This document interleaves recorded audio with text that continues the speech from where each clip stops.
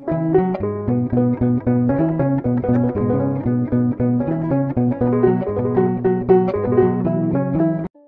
አብ ወወልድ ወመንፈስ ቅዱስ አሐዱ አምላክ አሜን። የተወደዳችሁ የልዑል እግዚአብሔር ቤተሰቦች የእናታችን የቅድስት ድንግል ማርያም የአስራት የቃል ኪዳን የበረከት ልጆች የጻድቃን የሰማዕታት ወዳጆች በወደደንና ባፈቀረን በልዑል እግዚአብሔር ፍጹም ሰላም እላችኋለሁ። እንደምን ዋላችሁ? እንደምን ለይሳ ደረሳችሁ? አሜን። እንደ ኃጢአታችንና እንደ በደላችን ብዛት ሳይሆን እንደ ምሕረትና እንደ ቸርነት ተመልክቶ እስከዚህ ሰዓት ያደረሰን የአባቶቻችን አምላክ ልዑል እግዚአብሔር ስሙ የተመሰገነ ይሁንልን። እርሱን ጠርተን እርሷን የማንተዋት ንጽሕተ ንጹሐን ቅድስተ ቅዱሳን ቅድስት እናታችን ድንግል ማርያም ዘላለማዊ ስሟ የተመሰገነ ይሁንልን።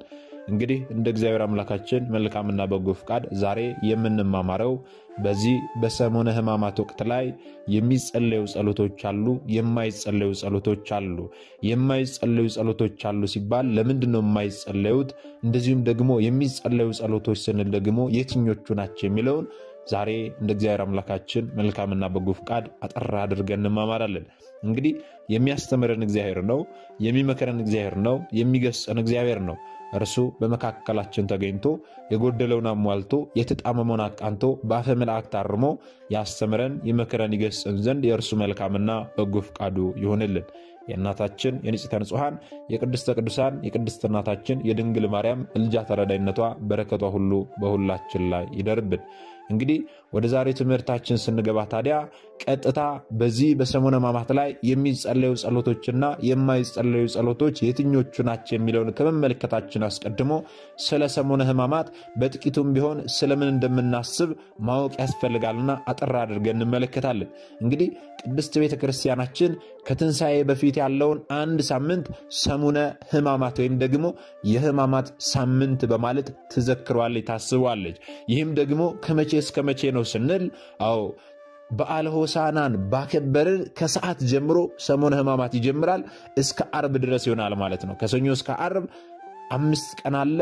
እሁድ ከሰዓት ደግሞ በዓለ ሆሳዕናን ያከበርንበት አለ። 5 ቀን ከግማሽ ወይም ደግሞ 5 ቀን ተኩል ይሆናል ማለት ነው።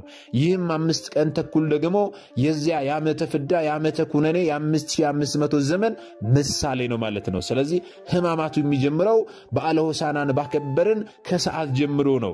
ይህስ ደግሞ ስለምንድን ነው የሆነው ስንል ጌታችን መድኃኒታችን ኢየሱስ ክርስቶስ እየተመሰገነ በክብር ወደ ኢየሩሳሌም ሲገባ እንዴት እየተመሰገነ ይገባል? እርሱ ማን ስለሆነ ነው ብለው የተበሳጩ ጸሐፍት ፈሪሳውያን ጌታችን ላይ አጉረመረሙበት፣ ጌታችንን ሰደቡት። በጌታችን ላይ ለመምከር ደግሞ ሰኞ ተሰብስበው ጌታችንን ምን ማድረግ እንዳለባቸው ሊማከሩ ስብሰባ የጠሩበት ዕለት ስለሆነ እሁድ ከሰዓት የጌታችን ሕማም ከዚያ በዓለ ሆሳዕናን ባከበርን ከሰዓት ወይም ደግሞ እየተመሰገነ ወደ ኢየሩሳሌም በገባበት ዕለት ከሰዓት ይጀምራል ማለት ነው። አስተውሉ።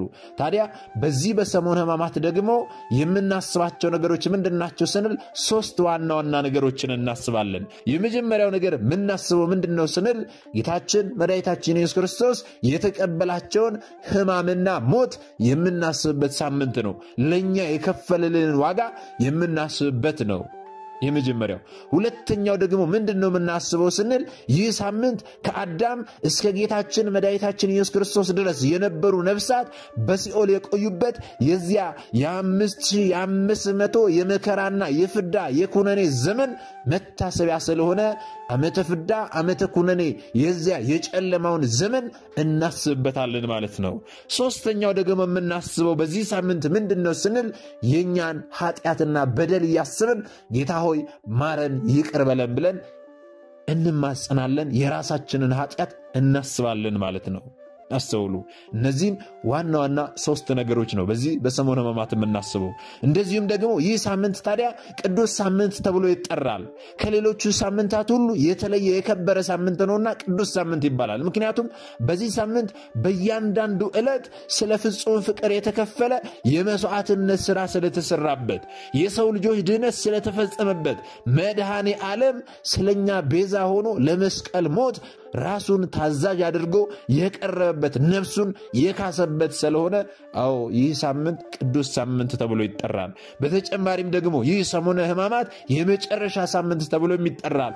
ለምን እንዲህ ተባለ ስንል ታዲያ ጌታችን መድኃኒታችን ኢየሱስ ክርስቶስ በዚህ ዓለም በመዋዕለ ሥጋዌ ለፈጸማቸው የቤዛነት የአርያነት ተግባራት ሁሉ ፍጻሜ በመሆኑ ነው። አስተውሉ። በዚህ ልዩ በሆነ ሳምንት ካህናትና ምእመናን በነግህ በሰልስት በቀትር በተሰዓትና በሰርክ ወይም ደግሞ በጠዋት በንጋት በ3 ሰዓት በ6 ሰዓት በ9 ሰዓት እንዲሁም ደግሞ ማታ በሰርክ ሰዓት ላይ ወደ ቅድስት ቤተ ክርስቲያን ሄደው በመጸለይ ሕማሙን ሞቱን ያዘክራሉ ማለት ነው። አስተውሉ። ታዲያ ይህንን ስለ ሰሙነ ሕማማት በጥቂቱ ከተመለከተን ምክንያቱም በባለፈው ትምህርታችን ላይ የሚፈጸሙ ሥርዓቶች አሉ የማይፈጸሙ ሥርዓቶች አሉ በሚል ርዕስ ተማምረናልና ደግሞ ይህንን ያህል ከተማማርን ወደ ዛሬ ትምህርታችን እንገባለን ማለት ነው። የዛሬው ትምህርታችን ደግሞ በዚህ በሰሙነ ሕማማት ላይ የሚጸለዩ ጸሎቶች አሉ የማይጸለዩ ጸሎቶች አሉ። ስለዚህ ይህንን ግልጽ አድርገን እንማማራለን ማለት ነው። ይህንን በተቻለን አቅም እንመልሳለን ማለት ነው። ምክንያቱም ሁላችንም አውቀን ልናደርግ ስለሚገባን ማለት ነው። በዚህ በሰሙነ ሕማማት አንዳንዶች ይህ አይጸለይም ይህ ደግሞ ይጸለያል እያሉ ምክንያቱን ሳያስረዱና ሳያሳውቁ ሲጽፉ ይስተዋላል ሲያስተምሩ ይስተዋላል። ይህ ደግሞ ምእመናኑን በጸሎት ዙሪያ ጥያቄ እንዲነሳባቸው ውዝግብ ውስጥ እንዲገቡ አድርጓቸዋል ማለት ነው። ስለዚህ የትኛው ነው የሚጸለየው ለምን የትኛው ነው የማይጸለየው ለምን የሚለውን እግዚአብሔር አምላካችን መልካምና በጎ ፈቃድ አጥር አድርገን እንማማራለን። እንግዲህ በዚህ በሰሙነ ሕማማት የጌታችንን ሕማም የጌታችንን ስቃይ የጌታችንን መከራ የሚታሰብበት ነው ብለናል። እነዚህን የምናስብበት እንጂ የሌሎች የቅዱሳንን በዓላት አክብረን የምናስብበት ጊዜ አይደለም። ምክንያቱም የነሱ በዓል ከጌታ ሕማም የነሱ በዓል ከጌታ ስቃይ የነሱ በዓል ከጌታ መከራና ለሰው ልጆች ከከፈለው ውለታ አይበልጥምና በዚህ በሰሙነ ሕማማት ላይ ሌሎች ቅዱሳንን ሌሎች ጻድቃንን ሌሎች ሰማዕታትን በዓላቸውን የምናክብርበት ወይም ደግሞ በበዓላቸው የምናስብበት ጊዜ አይደለም ይህ ሰሙነ ሕማማት ማለት ነው። እንኳንኛ በዚህ በሰሙነ ሕማማት በአጸደ ነፍስ ያሉትም ቅዱሳን የጌታን ሕማም የሚያስቡበት እንጂ የራሳቸውን ክብር የሚሹበት ጊዜ አይደለም። ስለዚህ በዚህ በሰሙነ ሕማማት ምእመናኑ ምን አይነት ጸሎት ሊጸልይ ይገባል የሚለውን ጥቂቶቹን ዘርዝረን እንመለከታለን። ከሚጸለዩ ጸሎቶች መካከል ስናነሳ ውዳሴ ማርያም፣ መዝሙረ ዳዊት፣ ሰይፈ ሥላሴ፣ ሰይፈ መለኮት እንዲሁም አርጋኖን፣ ሰኔ ጎልጎታ፣ ትምህርተ ኅቡዓት፣ ድርሳነ ማያዊ፣ ድርሳነ መድኃኔዓለም እንደዚህም ደግሞ ሌሎችንም እንጸልያለን። ልብ ልንል የሚያስፈልገን ነገር ግን አሁን የጠቀስናቸውን ጸሎቶች ብቻ ነው በዚህ በሰሙነ ሕማማት ላይ መጸለይ የምንችለው ሌሎችን መጸለይ አንችልም የሚል የቤተ ክርስቲያን አስተምሮ የለም። አስተውሉ።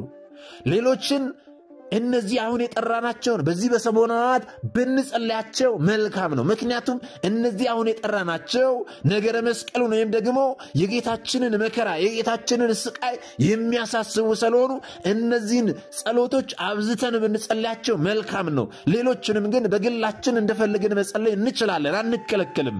ወይም ደግሞ ሌሎችን ጸሎቶች ብናደርስ እንደ ኃጢአት የሚቆጠር አይደለም። አንዳንድ ሰዎች ይህ ይጸልያል ይህ አይጸለይም ሲባል ያ አይጸልይም የተባለውን ሰው ሲጸልይ እንደ ኃጢአት ሆኖ የሚቆጠርባቸው የሚመስላቸው ምእመናን አሉ። ነገር ግን እንደዛ አይነት አስተምሮ አይደለም ወገኖቼ። የዛሬ ዓመትም ይህንኑ አስተምሮ ተማምረናል። በዚያ በተማማርነው አስተምሯችን ላይ ደግሞ ብዙዎች እንዴት ይጸልያል እንዴት አይጸልይም ጸሎት አልተከለከለም እያሉ ይናገራሉ።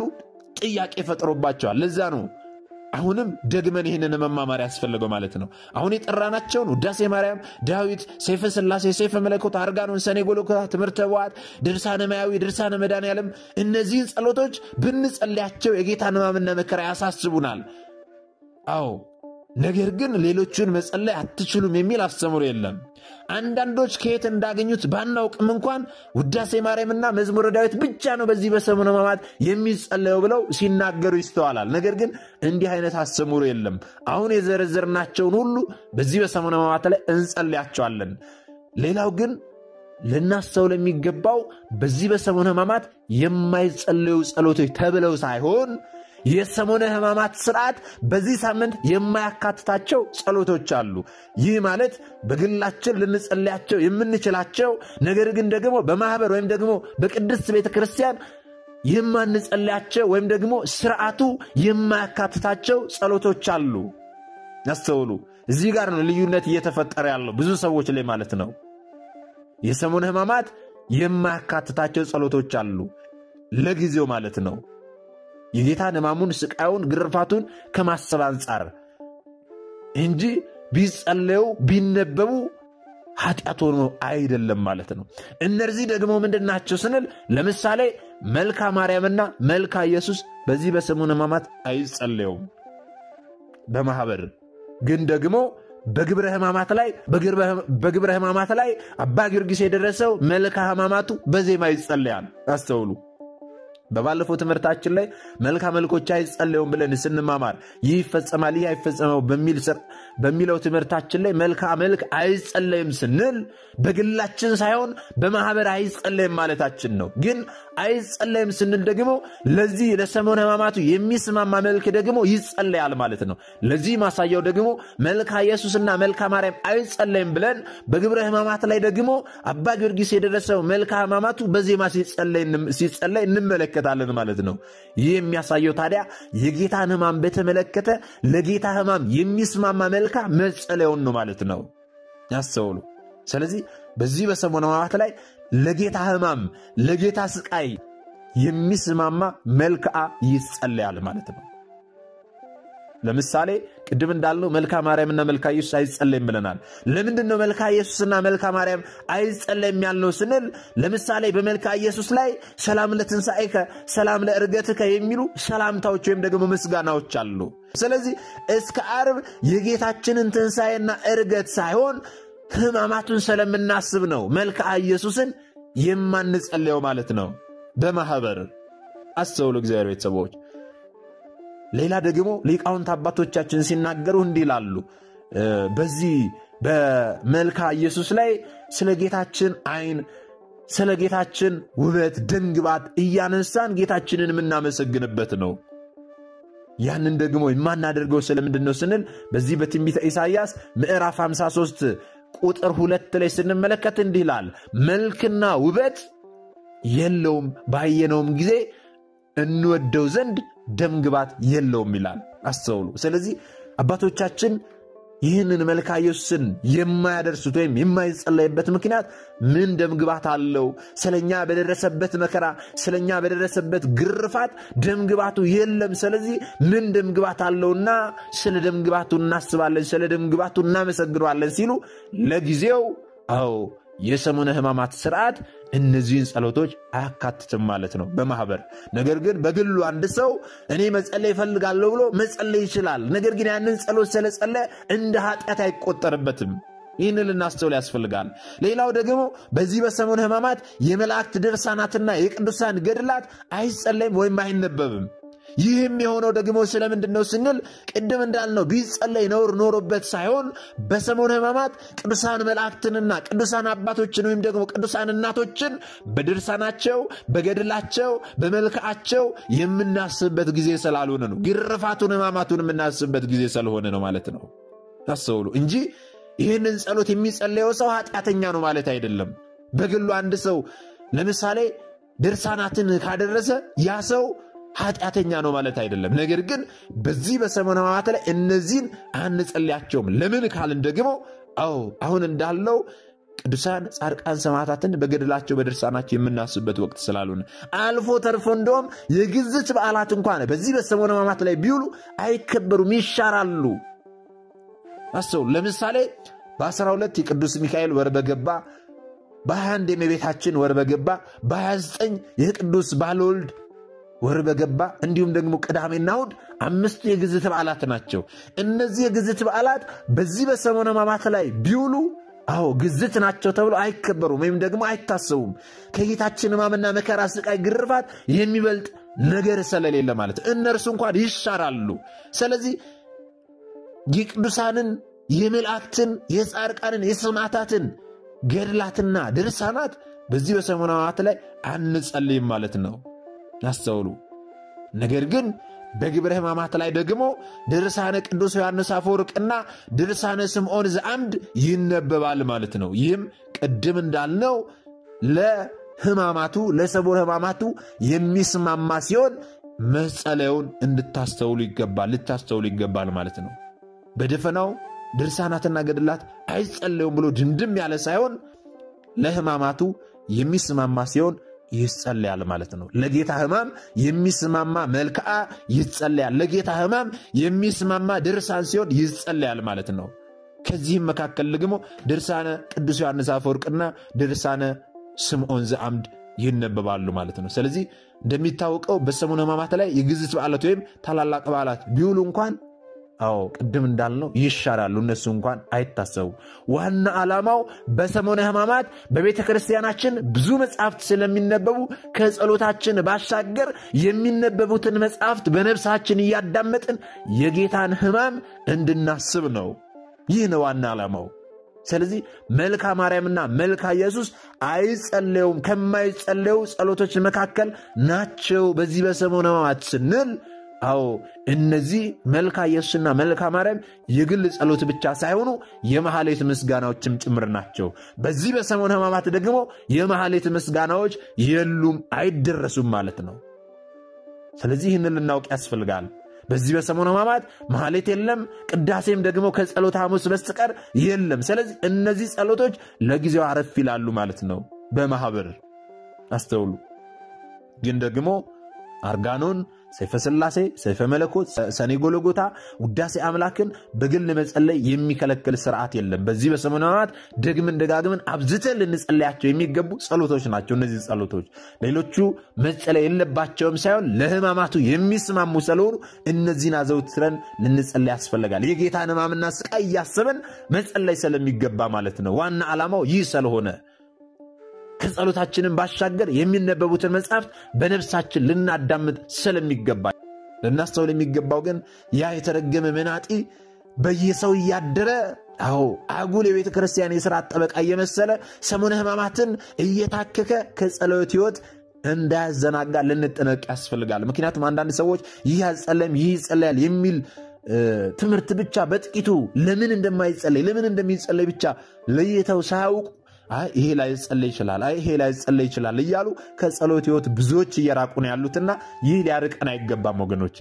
ቢቻል በአብይ ጾም የተዳከመን በዚህ ሳምንት በጸሎትና በስግደት በመበርታት ልንጋደል ይገባናል። እንኳን ጸሎትተን እየጸለይን እንኳን ፈተናችንና መከራችን ምን ያህል እየበዛ እንደሆነ የምናውቀው እኛው ራሳችን ነን። ስለዚህ በዚህ በሰሙነ ሕማማት ላይ ይጸለያል አይጸለይም በሚል ርዕስ ብቻ ተወስደን ከጸሎት ሕይወት ልንርቅ አይገባም። በዚህ በሰሙነ ሕማማት አብዝተን ልንጸልያቸው የሚገቡ ጸሎቶች አሉ። እንዲሁም ደግሞ ለጊዜው አረፍ የሚሉ ያልናቸው በማህበር ሲሆን ነው። ይህንን በደንብ ልትረዱ ያስፈልጋል። በግሉ አንድ ሰው የትኛውንም ጸሎት ማድረስ ይችላል፣ አይከለከልም። ነገር ግን እጅጉን አብዝቶ ደግሞ እነዚህን አሁን የጠራናቸውን ሊጸልይ ይገባል። በማህበር ደግሞ ለጊዜው አረፍ የሚሉ ጸሎቶች አሉ። ለምሳሌ መልካ ኢየሱስ፣ መልካ ማርያምና ቅድም የጠቀስናቸው ማለት ነው። አስተውሉ።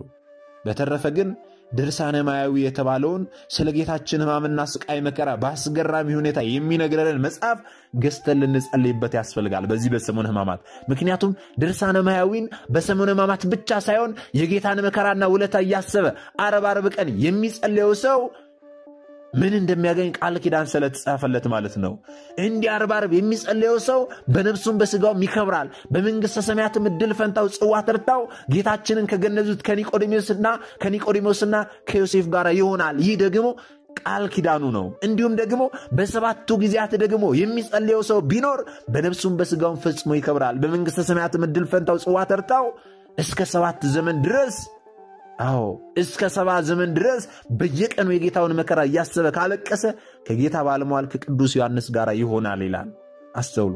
ይህንን ታላቅ ቃል ኪዳን ያለውን ድርሳነ ማያዊን ሁላችንም ገዝተን ልናነብ ያስፈልጋል። ይህንን አራቱ ወንጌላውያንና ጌታችን የመከራውን ነገር ያስተማራቸው ኤልሳቤጥ፣ መልቴዳና በርዜዳ የጻፉትን ድርሳነ ማያዊን በመጸለይ የጌታን ሕማም ልናስብና ከቃል ኪዳኑ በረከት ልንሳተፍ ይገባል ማለት ነው። ስለዚህ ድርሳነ ማያዊ ልክ እንደ ውዳሴ ማርያም የየዕለትና ከሰኞ እስከ እሑድ የተከፋፈለ በመሆኑ ለመጸለይ የሚከብድ አይደለምና ይህንን ልንጸልይ ያስፈልጋል። አንዳንድ ሰዎች ደግሞ ከዚሁ ከሰሙነ ሕማማት ጋር ተያይዘው ውዳሴ ማርያም አይጸለይም ብለውም ደግሞ የሚያስተምሩ ሰዎች አሉ። ወገኖቼ የሚያስተምሩ ሰዎች አሉ። ለዚህም ደግሞ ትክክል አይደለም።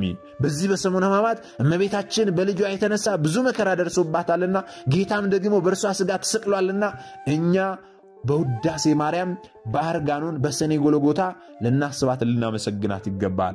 እንዲሁም ደግሞ አጋዕዝተ ዓለም ቅድስት ሥላሴንም ደግሞ በሰይፈ ሥላሴ ልናመሰግናቸው ይገባል። ጌታችንንም ደግሞ በሰይፈ መለኮት በውዳሴ አምላክ በመዝሙረ ዳዊት በድርሳኑ ልናስበውና ልናመሰግነው ይገባል እንጂ በሕማማት ምክንያት ከጸሎት ልንርቅ አይገባም። ይህንን በሚገባ ልናስተውል ያስፈልጋል።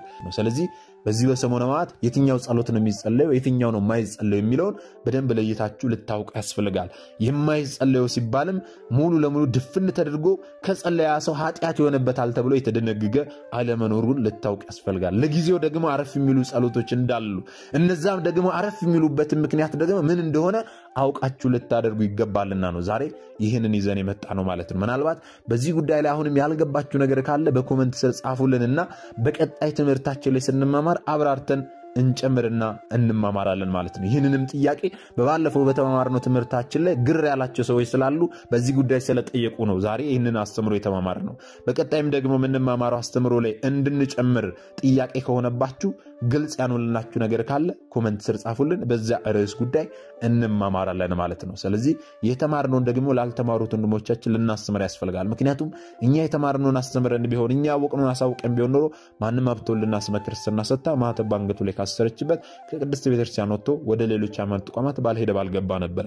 ነገር ግን እኔና እናንተ የተማርነውን ስለማናስተምር ያወቅነውን ስለማናሳውቅ ብዙቶቻችን ወንድሞቻችን እየሳቱ ነው ያሉትና የሳቱትንም ለመመለስ ያሉትንም ለማጽናት አሁን ላይ የተማርነውን ወደፊትም የምንማረውን የቤተክርስቲያናችን አስተምሮ ልናስተምር ያስፈልጋል ማለት ነው። ይህንን እንድናደርግ ደግሞ እርሱ አምላካችን መድኃኒታችን ኢየሱስ ክርስቶስ ሁላችንንም ይርዳን።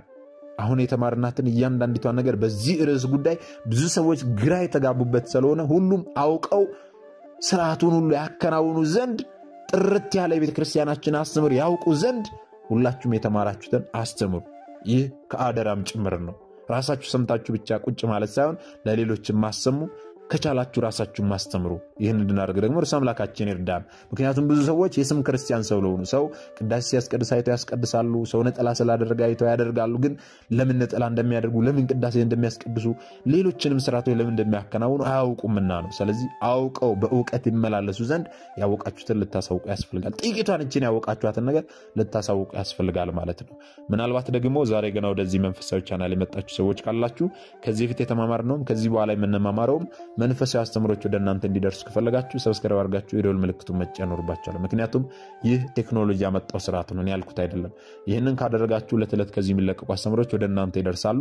ይህንን ካላደረጋችሁ ደግሞ ዛሬ እንዳጋጣሚ ነን አስተምሮ ሰምታችሁ ሊሆን ይችላል በቀጣይ ከዚህ የሚለቀቁ አስተምሮች ወደ እናንተ አይደርሱም ማለት ነው። ስለዚህ ወደ እናንተ እንዲደርሱ ከፈለጋችሁ ሰብስክራይብ አድርጋችሁ የደወል ምልክቱን መጫን ይኖርባችኋል ማለት ነው። እግዚአብሔር አምላካችን እስካሁን አሳጠብቆ ያስተማረን የመከረን ይገሰጸን የአባቶቻችን አምላክ ልዑል እግዚአብሔር ስሙ የተመሰገነ ይሁንልን። የሰማነውን በዝነ ልቦናችን ያሳድርብን። ሰሚዎች ብቻ ሳንሆን በሰማነው ቃል 30 60 100 ያማረ ፍሬ አፍርተን ዛሬ ስሙ ቀዳሾች ነገ ደግሞ የመንግስት ወራሾች ያደርገን ዘንድ የእርሱ መልካምና በጎ ፈቃዱ ይሁንልን። ወስብሐት ለእግዚአብሔር ወለወላዲቱ ድንግል ወለመስቀሉ ክቡር። ይቆየን።